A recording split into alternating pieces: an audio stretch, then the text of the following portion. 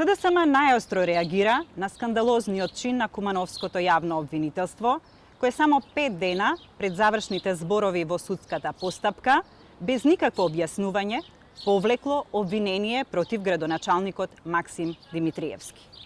Ова е скандал без преседан.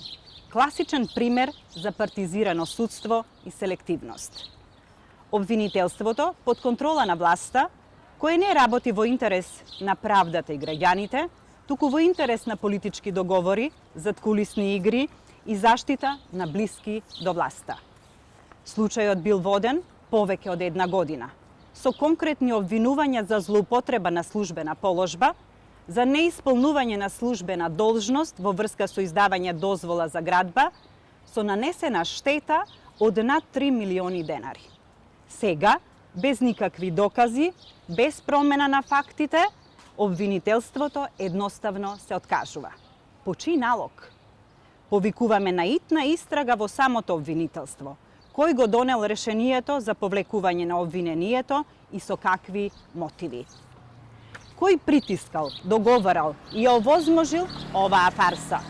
Кој го штити Димитриевски и зошто? Ова е класичен пример за неправда. Ова е прикривање на одговорност.